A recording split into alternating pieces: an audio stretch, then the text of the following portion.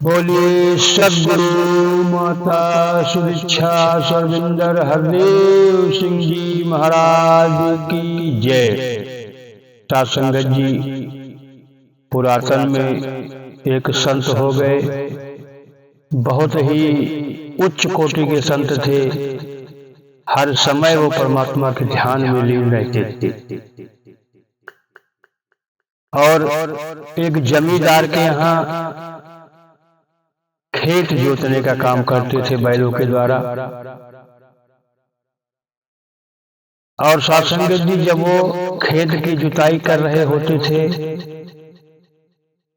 तो ध्यान उनका परमात्मा में ही लगा होता था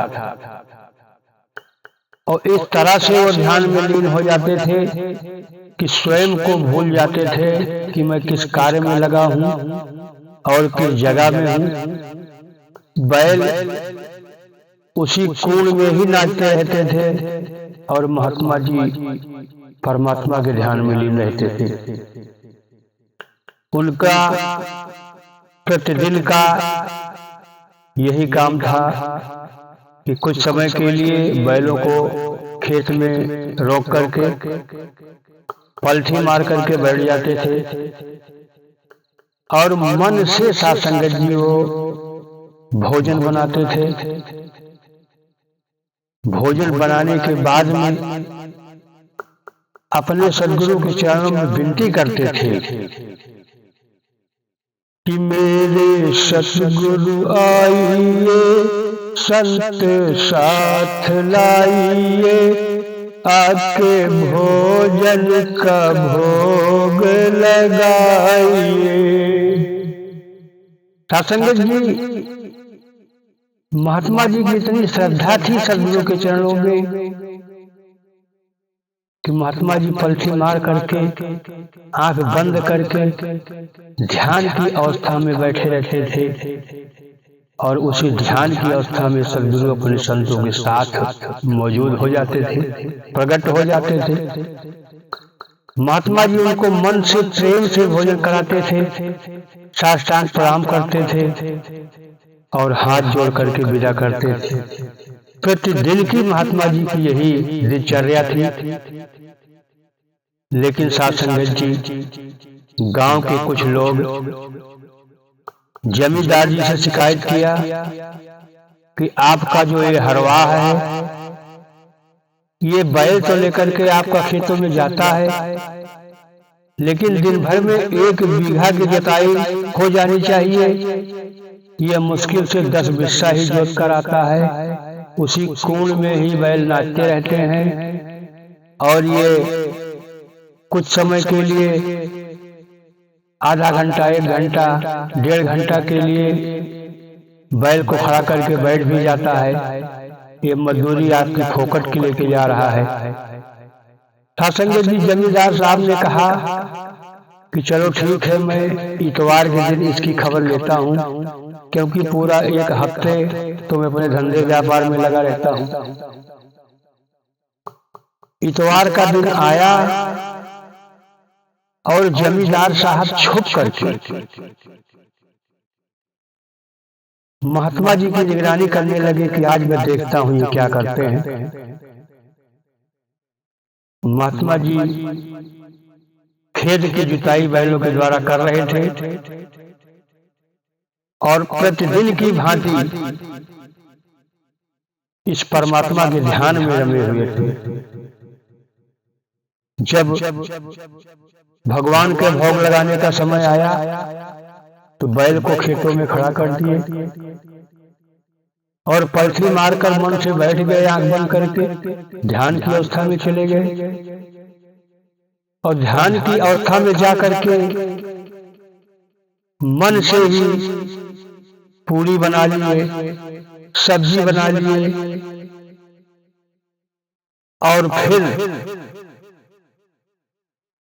खीर बना लिए। उसके बाद अपने सद्गुरु के चरणों में फिर उसी तरह से विनती किए कि मेरे सद्गुरु आइए, संत साथ लाइए, आके भोजन का भोग लगाइए। है ये। साध संगत जी, ये सदगुरु बहुत ही दयालु है। ये सदा भक्तों के अधीन रहता है और ये कहता भी है कि भक्त मिले तो मैं मिल जाऊं, भक्त नमो से न्यारे। अर्थात मेरा मान भले ही टूट जाए, मैं अपनी प्रतिज्ञा से भले ही हट जाऊं, लेकिन हमारे भक्त जो प्रतिज्ञा कर लें, उनकी प्रतिज्ञा मैं हर समय पूरा करता हूं। अपने भक्तों के साथ ये सदगुरु प्रकट हो गया। महात्मा जी भोजन परोस दिए और जैसे ही लोटे से खीर परोस रहे थे, वैसे ही जमींदार साहब आकर के एक लात मारे महात्मा जी को। और जैसे ही महात्मा जी को एक लात मारा, लोटे से खीर गिर गया। अब वो जमींदार साहब अचंभित हो गए कि मैं अपनी नजरों से देखा कि लोटे से तो पानी गिर रहा था, ये खीर कहां से गिर गया। और वो संत जी, वो भगत जी, वो महात्मा जी जोर जोर से रोने लगे। अब जमींदार अचंभित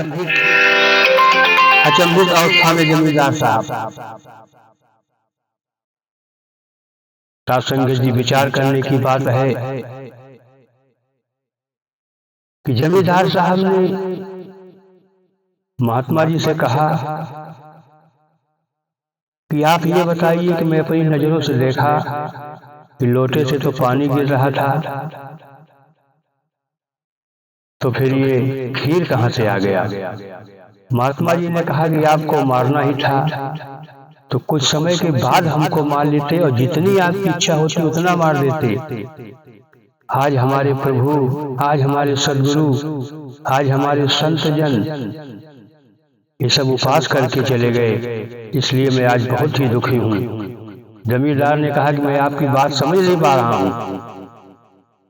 महात्मा जी ने कहा कि मैं मन से अपने सदगुरु भगवान को बुला करके उनके चरणों में विनती करके मन से मैं भोग लगा रहा था और पूरी सब्जी सब परोस दिया था, सिर्फ खीर परोसना बाकी था। और वही मैं खीर परोस रहा था, तब तक आप लात मार दिए। आज हमारे भगवान, हमारे प्रभु, हमारे सदगुरु भूखे रह गए, इसके लिए हमें बहुत ही बड़ा दुख है। साध संगत जी, वो जमींदार तुरंत महात्मा जी के चरणों में साष्टांग प्रणाम दंडवत लेट गया और बोला कि महाराज मुझे क्षमा करना, मुझसे बहुत बड़ी गलती हो गई है और आज से आप हमारे यहाँ हल जोतने का काम नहीं करेंगे।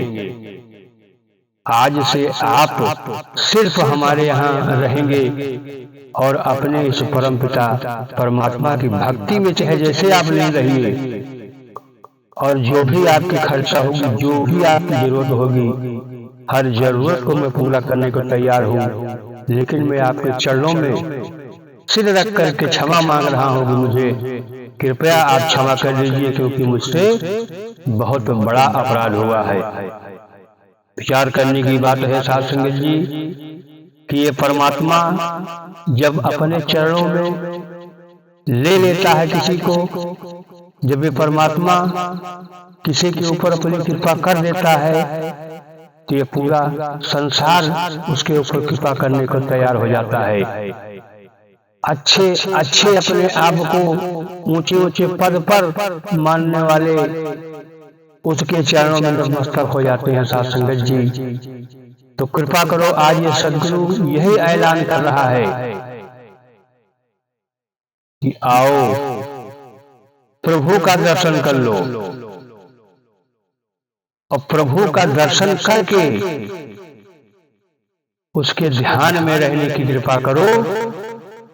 तब वास्तव में जो ये मुझे मनुष्य का जन्म मिला हुआ है ये सार्थक हो जाएगा। तब मैं कहने का अधिकारी हो जाऊंगा कि बड़ी भाग मानुष तन पावा, सुर दुर्लभ सब ग्रंथ गावा, साधन धाम मोक्ष कर द्वारा, पाइन जे परलोक समारा। तो दास अधिक शब्दों का सहारा नहीं लेगा। प्यार से बोलिए धन निरंकार जी।